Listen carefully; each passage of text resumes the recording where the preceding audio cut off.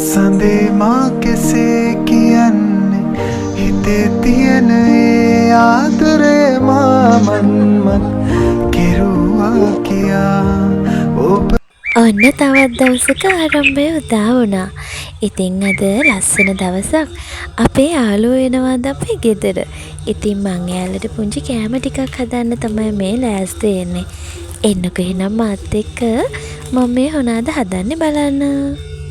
මම මේ හදාගන්න යන්නේ පීට්සා ටිකක්. ඉතින් මේ පීට්සා වලට ඩෝ එක හදාගන්න තමයි මම ලෑස්ති වෙන්නේ. ඉස්සෙල්ලාම ලුණු ටිකක්, ඊට පස්සේ පොල් තෙල්, ඊස්ට් වලට සීනි, මද රශ්මි වතුරයි එකතු කරලා ටික වෙලාවක් පැත්තකින් තියලා තමයි මම මේකට එකතු කරගන්නේ. ඔන්න ඉතින් ඒ ටිකත් එකතු කරගෙන අපි මේ පිටි මෝලිය හොඳට නීට් කරගන්න තමයි ලෑස්ති වෙන්නේ. මේ තියෙන්නේ මේ විදිහට මම ඇක්ටිව් කරගත්ත ඊස්ට් ටික. වතුර ටික ටික එකතු කරගෙන වැඩි කැඳ කරගන්නේ නැතුව තමයි අපේ මේ පිටි මොලේ හදා ගන්න ඕනේ. මේ විදිහට ගෙදරම හැදුවම ගොඩාක් රසයි වගේම ගොඩක් ලාභයි. ඉතින් දැන් අපි මෙන්න මේ විදිහට පිටි මොලේ වෙනම අරගෙන මේක නීට් කරගන්න ඕනේ විනාඩි 10ක් විතර පොල් තෙලුත් එකතු කරගන්න ගමන්. එහෙනම් ඒ වැඩේත් කරගමකෝ. හසරැලි කෝල මුව මතින් පිපුණා කිංකිණි නාදදී නිල්වන්නත් විලේ.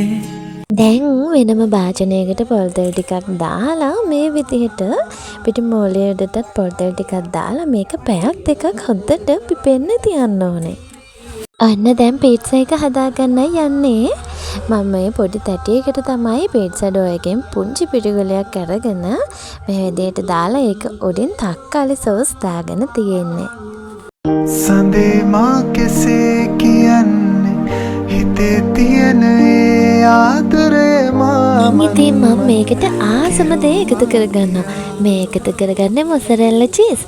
ඉතින් මේකෙන් තමයි අපේ පීට්සා එක ගොඩාක් රසවත් වෙන්නේ. අද මට oven එකක් නෑ. ඉතින් මං හදන්නේ ලිපේ. ඊට පස්සේ මම මේකට ටොෆින් විදිහට මාළු මිරිස්, තක්කාලි, ලූණු, සොසේජස්, ඒ වගේම චිකන් මේ දේවල් ටික තමයි එකතු කරගන්නේ. චිකන් ටික මේ විදිහට එකතු කරගෙන මං අන්තිම ලේයක විදිහට ආයෙමත් මොසරෙල්ලා චීස් ටිකක් එකතු කරගන්නවා. ඊට පස්සේ ඉතින් මේ විදිහට බිත්තර සාරු ටිකක් තමයි මං වටේ දවට ගන්නෙ. දැන් ඉතින් මේ වගේ රොටි තැටියක් උඩින් අපේ පීට්සා තියෙන තැටිය තියාගෙන මේ විදිහට උඩින් වහ ගන්න ඕනේ. ආට පුළුවන් නම් උඩිමුත් මොනාහරි අඟුරු ටිකක් දාගන්න. එහෙමනත් උඩත් ලස්සනට බ්‍රවුන් කලර් එකකට එනවා. ඔන්න ඉතින් මගේ පීට්සා ටික රෙඩි. මේ බලන්නක ලස්සන. ඉතින් ඊට පස්සේ මං බිරියානි එකක් හදාගන්න තමයි ලෑස්ති. ඒකේ නම් වීඩියෝස් නෑ. මේ තියෙන්නේ මං හදපු බිරියානි එක. ඇත්තට මේක රසට තිබුණා. ලන්ච් එක අරගෙන ඔන්න ඉතින් අපේ ෆන් ටයිම් එක තමයි මේ ගත කරන්නේ. අපි පුංචි ගේම්ස් ටිකක් ප්ලේ කරා. ඒ කියන්නේ මොකක් හරි සින්දුවක් දාලා ඒකේ වාදනය අඳුර ගන්න ඕනේ අනිත් කට්ටිය. එහෙම තමයි අපේ ගේම් එක ගියේ. ඉතින් ඒ ගේම් එකත් හරිම ලස්සනට විනෝදයෙන් කරලා ඉවරලා තමයි අපේ ෆනීම වැඩේ තිබුණේ. ඒ මොකක්ද දන්නවද? ෆුඩ් චැලෙන්ජ් වීඩියෝ එක. ඈත දුරක පිපෙනා රුව දැසට හමු නොවෙනා කෝලනි හඩවදිනා මුදු සීත ගුණය දැනුණා. අපේ ෆුඩ් චැලෙන්ජ් වීඩියෝ කරාට අපි 4 දෙනාම ඉන්න ෆුඩ් චැලෙන්ජ් වීඩියෝ එකක් කරන පළවෙනි අවස්ථාව තමයි මේක. ඉතින් එහෙනම් මේ ගේම් එකෙන් පස්සේ ඒකත් බලන්න ඔයාලට පුළුවන්. ඈත දුරක පිපෙනා රුව දැසට හමු නොවෙනා.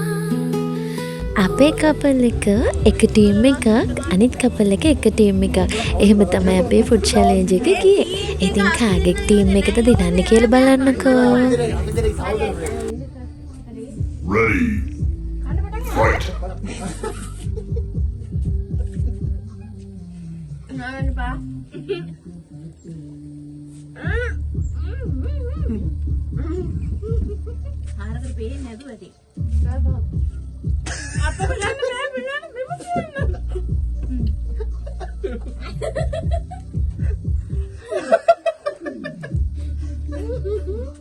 අහන්න බෑ.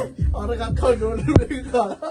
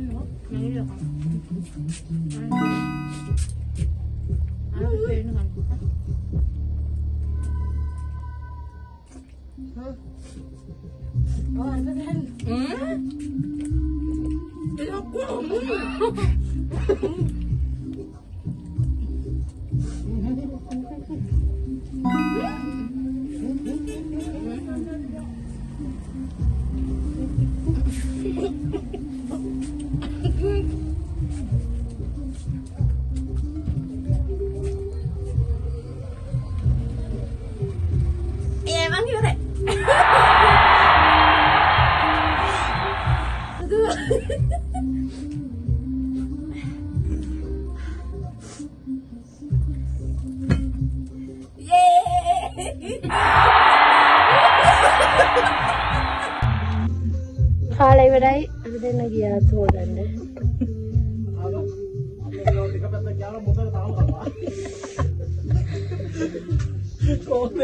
අදහස් දක්වන්න වරේ. මොනවද හිතෙන්නේ? කිසිම අදහසක් නැහැ. අතුරුපසට මොනවද උඹලා ගෙනල්ලා තියෙනවා කියලා ලොකු බවුද. තව අතුරුපසක් කන්න තියනවාද කියපන්කෝ. රහයිද? ඔන්නෝමයි අපේ ෆුඩ් චැලෙන්ජ් එක ඉවර වුණේ. ඇත්තටම අද ලස්සන දවසක්. එහෙනම් ඉතින් මේ දවසෙන් සමවරන් යන්න. තවත් ලස්සන දවසකින් හම්බෙමු. එතකන් හැමදාමත් වගේ ආදරෙන් පරිස්සමෙන් ඉන්න ඕනේ.